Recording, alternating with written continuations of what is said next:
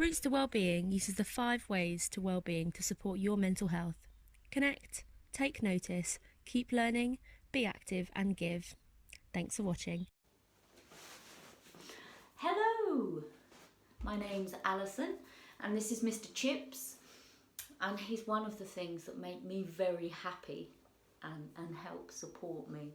He's an absolutely darling little dog. I'm really pleased to see that in Roots to Wellbeing, as always, they do so much good work, but you know, one of the things is bringing awareness about mental health and how important that, you know, being aware of that is, and also what we can do to help ourselves. So I was thinking about, you know, some of the topics, and then I thought, you know what, I'm just going to talk from the heart and share some of my experiences with you. Let me put Mr. Chips down. So at the moment I'm a body mechanic, and that primarily focuses on hands-on treatment. So, you know, for me at the moment it's really difficult because I chose that career because I absolutely love what I do.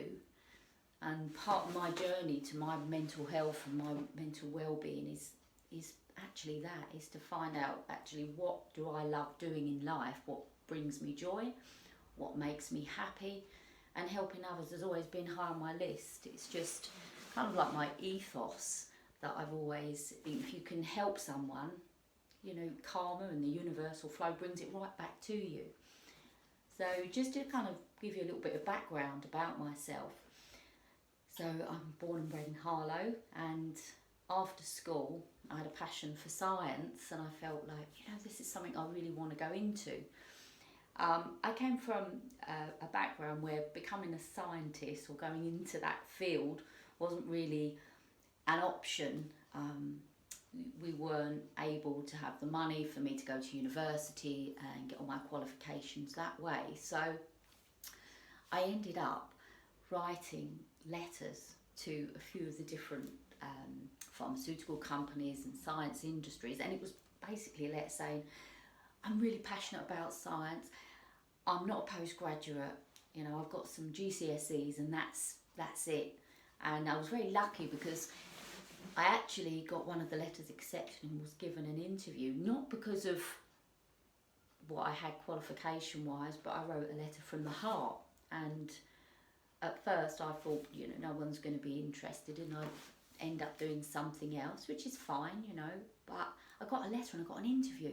And I went into the interview and they said, you know, we've never had a letter like this from someone that says, oh, I'm really interested in science, but I haven't got any of the qualifications that's needed. But as a result of that, what happened was I was given the opportunity, but they paid for my qualification, my degree, and I went into the scientific field. So, you know, from not having much financial backing to go into this, you know, it was really grateful to be given that opportunity. So going forward, my career started as a basic technician, and then I worked my way up into what I thought would make me happy. I know if I can become a manager and manage a large group of people and become focused and earn loads of money, then that will make me happy. And even though I was, you know, there was a lot of times in my job and I loved it, you know, I really enjoyed and I got a lot out of it, but I felt that for me, within my career, I was losing something. I was becoming kind of very corporate, going into that realm rather than what's passionate to me, which is really dealing with people on a one-to-one, because I'm a people person. Now what happened for me is the moment that I came out of more focused on, say, for example, earning this amount, and if I earned this amount would make me happy, which for me, money, it shouldn't be your master, and that's kind of what I learned from it. You know, I thought, well, if I earn this money, I'll be happy. So I worked my way up. I got a job which I thought would be great. It was managing a large team. There was a lot of pressures, a lot of stresses. And then I realised that I'm a workaholic this time. So during this time of being a workaholic, which was working ridiculous hours, sometimes 70, 80 hours, plus taking work home. And what I found happened is that from being focused on, you know, family and people around and friends and going out and doing everything that I saw a lot of my friends were doing. You know, I had young children. I focused so much on work. If I did this, it would be happy. And I realised what I was seeking was approval, self-approval from others. Say, Alison, you've done a good job. Because at that time, I didn't realise my esteem was very low. And subsequently, when you're under that amount of stress and you put your, well, for me, I put my expectations so high, they're never going to be achievable. They're going to always be, I'm never going to be good enough because my expectation of myself is so high. How can I ever reach that? You know, it's something, it's really, you feel once you get to, if I have that, it's going to make me happy. If I have that, so I got the job, I thought this is going to make me happy. I thought, you know, and the realisation was that no, I wasn't. And actually, I became very stressed, under a lot of pressure. Now, all of this is what I put on myself. Now, I have feedback, you know, my top managers were saying, you're doing a great job, Alison, you know, you're leading forward, but I was losing myself. See, what happened was, from moving away from dealing with people and becoming more and in corporate, what happens is you end up on the computer all the time, 24/7 meetings. You know, it's, for some people it's great and they love it, and that's absolutely wonderful, you know. But for me, being a people person, it ended up having the opposite effect. I ended up being quite depressed. It spiraled, and you know, I hit a rock bottom. Now, at that time, and for anyone who's watching this and who's been in a rock bottom, and whether or not if they use substance abuse or whatever it is to actually change the way you're feeling, and most people will, whether or not it's food, drugs, alcohol, and when you tend to reach for those things, all of a sudden you're again trying to fix something that if you don't try and fix it internally, everything that's external, money, it isn't, I found, is not going to fix you. You know, mine went into eating, it went into a couple of other addictions, you know, all of this to try to be something I'm not, or to numb those emotions. And I don't know if you've ever been through the point in time where you numb the emotions. You feel like, I can't really cope with it, so I'm either going to work harder or I'm going to, and it can be healthy addictions, for example, like some people use exercise.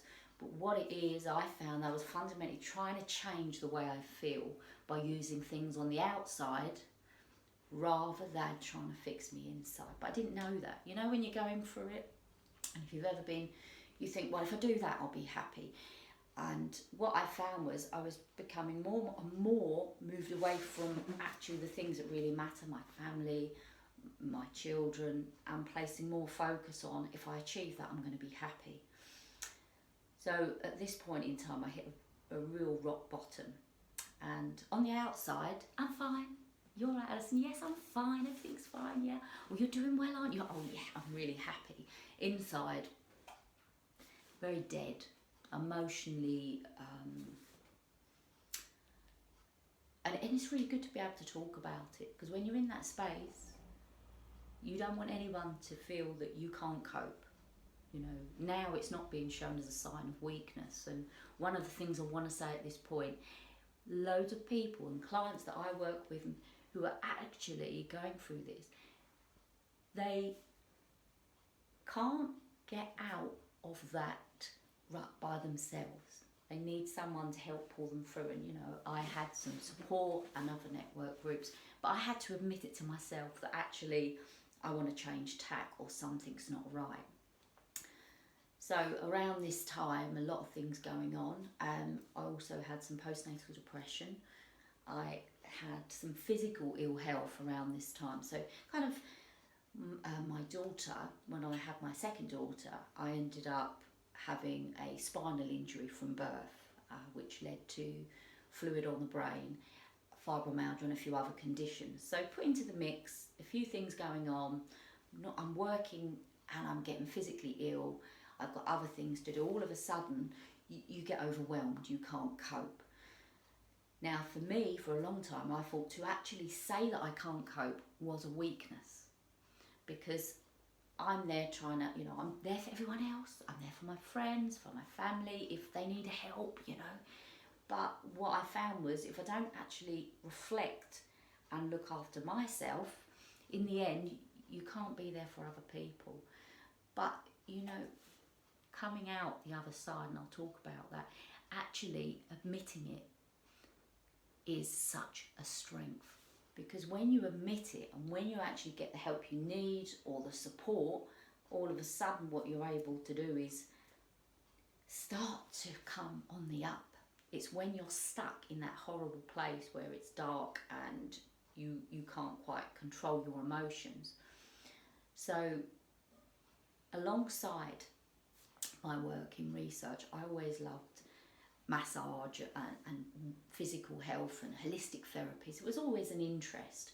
So alongside there, I was thinking, I really enjoy that, I help, but actually, I want to be in a full-time job, I want my pension and all of this. And then the fear is, I don't know if any of you who've started your own business or self-employed, all of a sudden, if you come self-employed and if you've had the security of having a permanent wage and you make that decision to go out on your own, and all of a sudden it's like, fear, am I going to, who's going to want to see me, who's going to want to come and have a treatment with me, all of those fears. So when I made the decision, which was to actually focus on my passion, there was that, I don't know if you've ever had that, you got, I call it the voices that are here, yes you can do it, no you can't, you better not do it, all that's holding me back. So around this time I found that not only was I having loads of emotion around, I don't want to do this job anymore. It's not that I didn't enjoy the job, because there was elements that I did, but I realised actually my focus,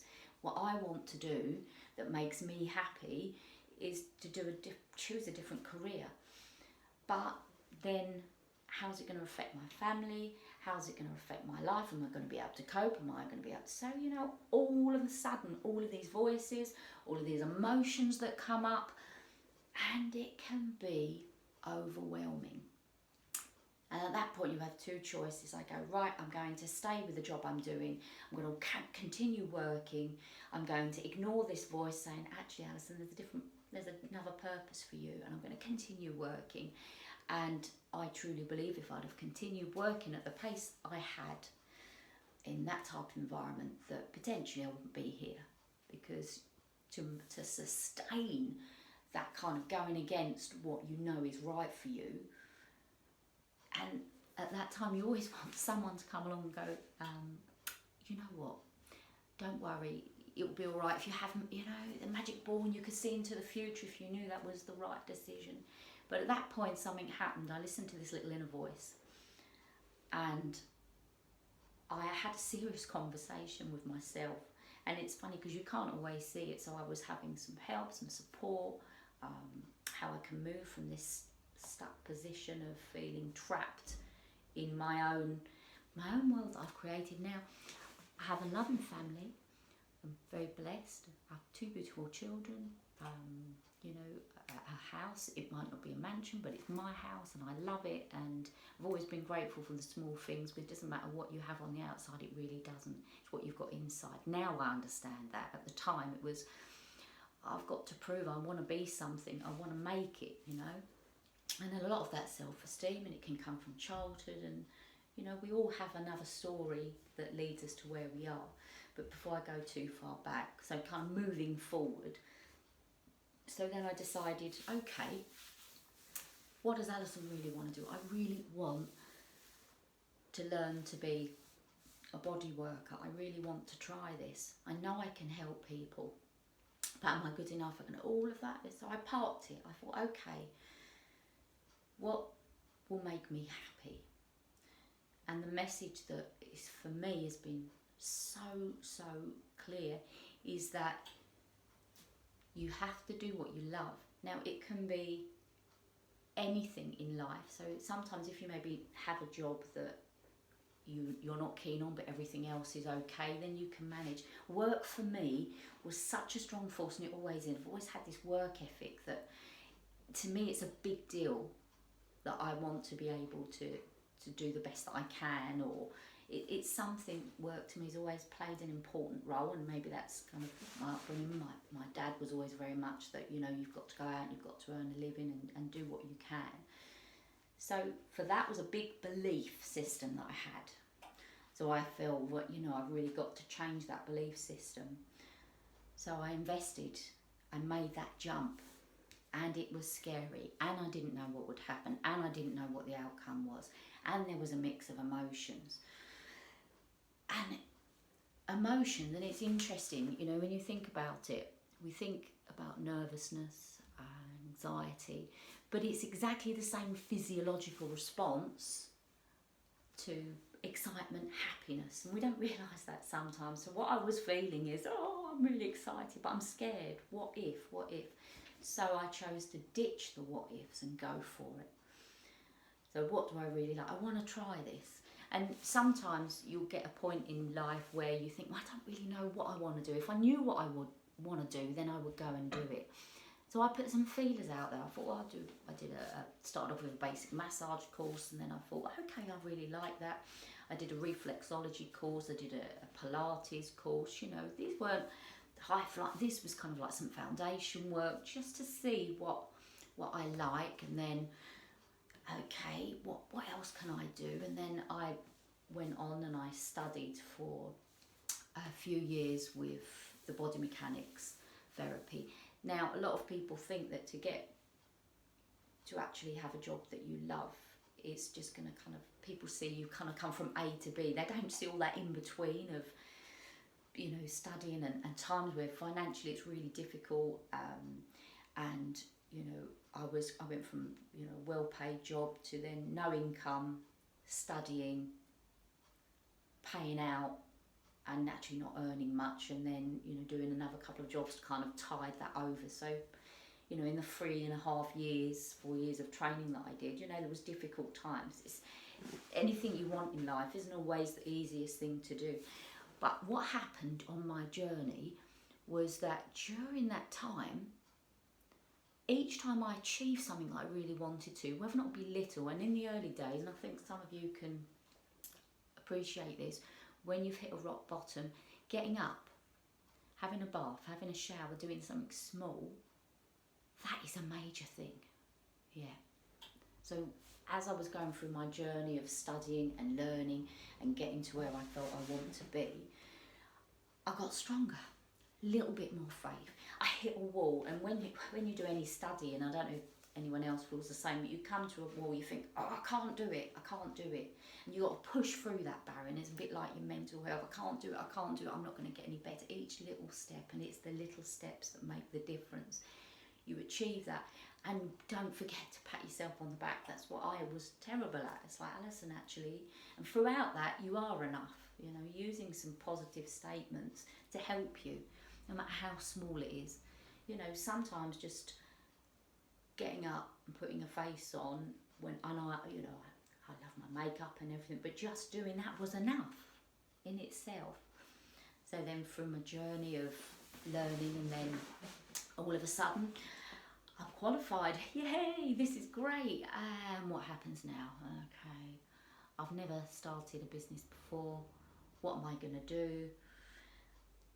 Something happens is that when you put your heart and soul into something, when you want to achieve it and you don't think you're going to be able to achieve it, things happen and people come along that can make that difference to your life, and you don't realise it. Because what happens is when you're searching for someone or something or some guidance, and this is my experience, people come along. So I was working with some lovely therapists, Natalia, Claire, to name a few, Violetta, lovely ladies at Body Mechanics, and we all kind of worked as a team, and Olive, who was the founder member. And through my journey there, all of a sudden, I met another lady who was amazing, Louise. She come in and she said, and I can always remember this conversation that we had, and it was when I went to the toning centre, and she said to me, do you feel, well, why don't you start on your own? You know, I'm looking at starting this holistic centre. Why don't you come and join? And it's really funny, and I don't know if you've ever, sometimes you're like, oh, I don't know if I'm going to be, you know, if it's the right thing to do. And I thought, you know what, I'm going to go for it. And what happens is all of a sudden people and things come to you. When you're open and when you're willing to give things a go, people come in your way, and an opportunity will come. Now it's your decision whether or not you want to take it. But when you do, all of a sudden you find you reach out and certain people come in and will touch your life or share something with you. So from that, all of a sudden what's happened now, I've got a bit more trust in myself, feel a bit more confident. And then I found that my business started to grow, and it gave me that sense of, one, I'm loving what I do, I'm enjoying. I have to watch my, I suppose, Achilles heel, which I look at as a positive, is I do, you know, I would work all the time. I love what I do. I love helping people. I love having a pathology. Someone comes in with low back pain, and we make it feel better. Or if I can't, you know, make that person better, if it's, I can take them on a journey which will improve it.